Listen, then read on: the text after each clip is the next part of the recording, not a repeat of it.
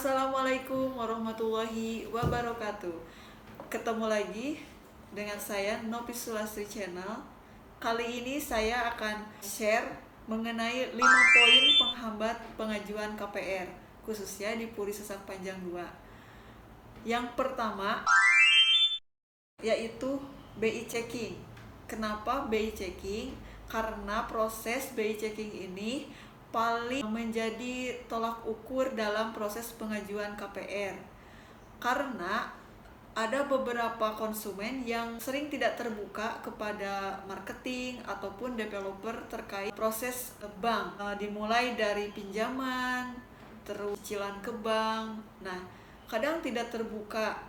Padahal kalau misalnya terbuka kepada marketing, ada cicilan ataupun angsuran yang sudah lunas tapi ternyata historinya kurang baik, itu bisa menjadi penghambat. Sayang banget kan misalnya kita dari awal tidak terbuka, terus proses pengajuan sudah sampai tahap analisa bank. Nah, itu otomatis akan menjadi akhirnya nanti di-reject oleh bank. Mending konsumen harus terbuka dulu kepada marketing atau developer biar nanti bisa didiskusikan masalahnya seperti apa. Jadi usahakan terbuka dulu soal BI checking, karena proses BI checking ini tidak bisa diakses oleh kita sebagai developer maupun marketing. Nah, kebanyakan konsumen itu menganggap bahwa BI checking itu bisa dicek langsung oleh developer. Nah, itu perlu digarisbawahi. Kalau BI checking itu tidak bisa dicek oleh developer, jadi tidak ada akses ke sana. Jadi kita hanya menanyakan langsung kepada konsumen apakah punya pinjaman online seperti yang sudah masuk ke dalam OJK ya. Sekarang kan banyak tuh pinjol-pinjol yang mudah banget diakses. Terus pinjaman ke bank, apalagi kalau misalnya punya pinjaman ke koperasi di dalam perusahaan itu tidak OJK. Nah, itu masih bisa gitu kan kalau misalnya konsumen tersebut punya pinjaman di dalam perusahaan.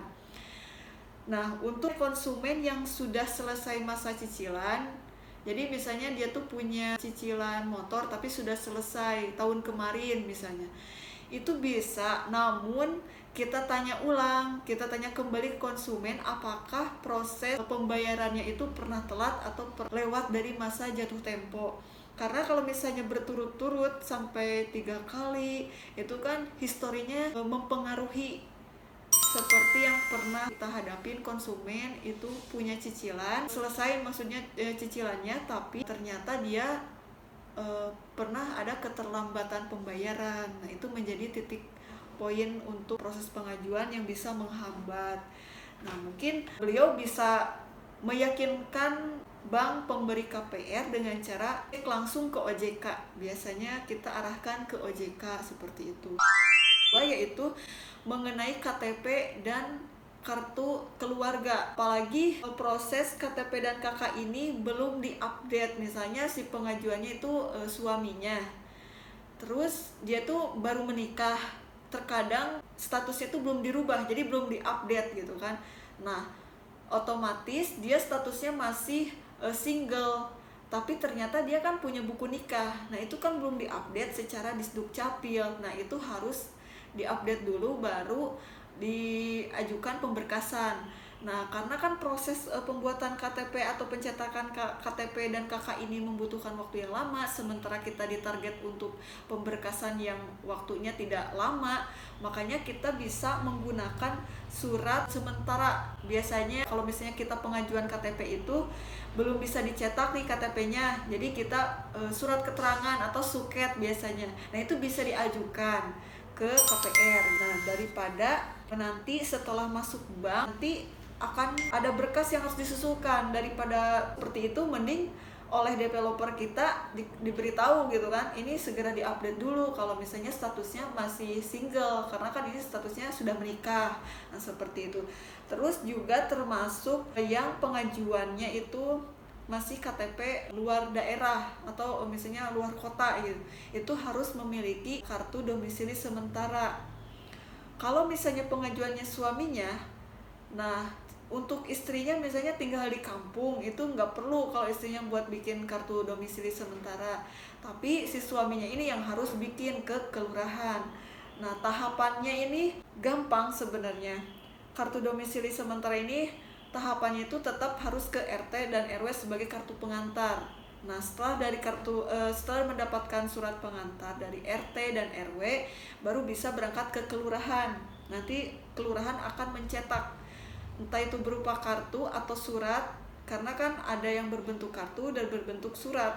Bentuknya itu ada dua gitu kan.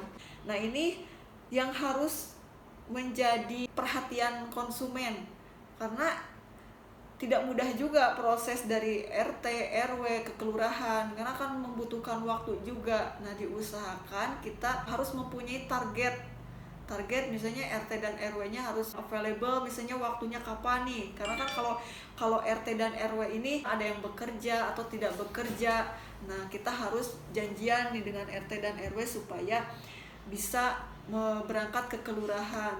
Kalau kelurahan kan ini waktunya waktu bekerja, nah berarti kita harus bisa menyesuaikan Senin sampai dengan Jumat. Nah, itu harus diperhatikan. Poin ketiga, ini surat cerai.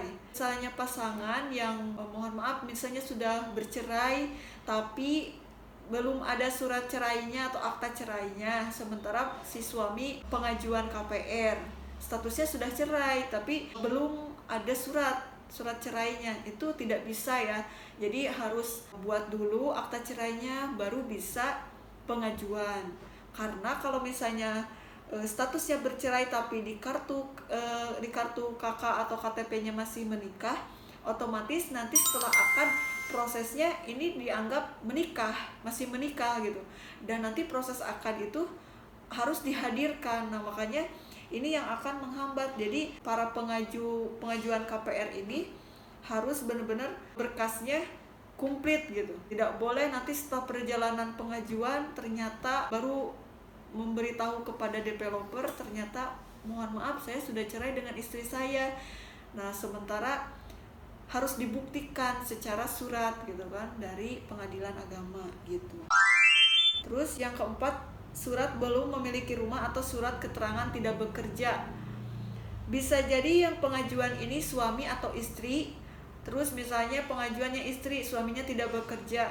Nah, itu prosesnya sama seperti surat kartu domisili sementara. Yang pertama harus ke RT dan ke RW sebagai surat pengantar. Karena kalau misalnya ke kelurahan itu tidak bisa langsung, harus mengetahui dulu RT dan RW tempat tinggal konsumen tersebut. Kenapa surat belum memiliki rumah ini menjadi penghambat? Karena banyak konsumen yang melewatkan. Kadang surat belum memiliki rumahnya itu yang hanya dikeluarkan oleh kelurahannya saja. Memang kita juga perlu yang dikeluarkan oleh kelurahan yang ada tanda kop suratnya, tapi kita juga ada form yang memang harus ditanda tangan dan cap basah. Kadang terlewatkan, jadi memakan waktu juga. Oh iya maaf, ternyata saya lupa ini ada form, ternyata yang ketinggalan. Nah, itu bisa jadi penghambat juga, memakan waktu lagi harus ke kelurahan, sementara misalnya si pengajuannya itu bekerja yang liburnya atau misalnya selesai bekerjanya sore hari. Nah, jadi harus prepare dari awal mana yang harus diberangkatkan ke kelurahan atau misalnya ke tempat bekerja, seperti itu. Jangan sampai ada ketinggalan berkas. Jadi biar sekalian ke kelurahan sekalian berbarengan dengan form yang harus diisi. Misalnya dari developer ada yang harus ditandatangan. Nah, itu sekalian. Kadang ada yang kurangnya, misalnya belum dicap basah. Nah, itu berkas juga akan kembali lagi ke konsumen. Jangan sampai udahlah Bu, ini kan udah ditanda tangan juga sama kelurahannya atau sekretarisnya. Tidak bisa, tetap di situ harus ada cap basahnya. Terus yang terakhir yaitu PPh 21. Nah, ini di kita itu kan ada batas maksimal bekerja. Misalnya untuk karyawan kontrak itu minimal 3 tahun berjalan. Nah, untuk yang tetap ini 1 tahun berjalan minimalnya. Konsumen ini ternyata aktualnya itu baru menginjak 2 tahun bekerja, tapi dia bilang ke developer atau ke marketingnya itu bilangnya udah 3 tahun Bu, saya udah bekerja dari tahun sekian sampai tahun sekian misalnya. Oh iya, silahkan dibuktikan dengan surat keterangan bekerja. Nah, surat keterangan bekerja ini juga bukan SK. Biasanya kan ada tuh SK pengangkatan. Nah, kalau surat keterangan bekerja ini harus menjelaskan lama dia bekerja sampai saat ini, pas saat dia mau pengajuan. Misalnya hari ini misalnya tanggal 15 November misalnya, 15 Desember misalnya. Berarti dia awal masuk kerja sampai dengan 15 Desember itu harus tertulis di surat keterangan bekerja. Jadi ada tanggal masuk dan sampai saat ini. Kalau SK kan hanya pengangkatan dianya saja, bahwa saudara A masuk tanggal sekian ditetapkan sebagai karyawan tetap. Biasanya seperti itu kalau misalnya surat keterangannya SK itu. Nah, jadi harus sama. Aktual dia bekerja dengan PPh 21 ini harus sinkron, karena PPh 21 ini mengikuti lama dia bekerja. Jadi mendeteksi dia itu lama bekerja berapa tahun sih gitu.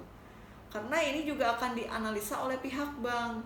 Ada konsumen yang contohnya dia tuh bilang ke kita itu udah 3 tahun lewat kerja, terus dia masukkan PPh 21. Ternyata setelah dianalisa PPh 21 nya itu kurang dari 3 tahun, dan itu otomatis berkas kembali ke konsumen. Jadi itu beberapa poin yang menjadi penghambat pengajuan KPR. Jangan sampai dianggap remeh, karena hal tersebut yang akan memberatkan kita saat proses pengajuan. Jadi kita akan dibuat capek juga, karena saat pemberkasan ini butuh waktu, butuh dana juga, karena fotokopi dan lain-lain itu kan butuh dana juga gitu kan. Jadi harus diperhatikan. Proses pengajuan KPR ini memakan waktu dan dana yang lumayan, sehingga konsumen diharapkan benar-benar terbuka, identitasnya tidak dirahasiakan juga gitu kan.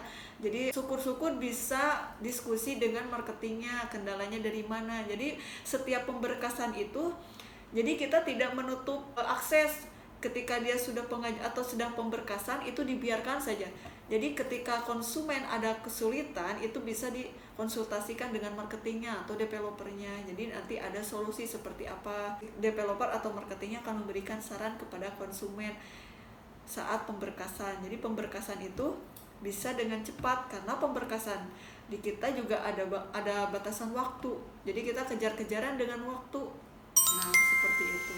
Mudah-mudahan sharing kita kali ini bisa nambah pengetahuan juga untuk para pengajuan KPR. Semoga yang belum mendapatkan KPR segera memiliki rumah KPR subsidi, karena daripada ngontrak mending cicil KPR aja. Sekian dari saya. Assalamualaikum warahmatullahi wabarakatuh.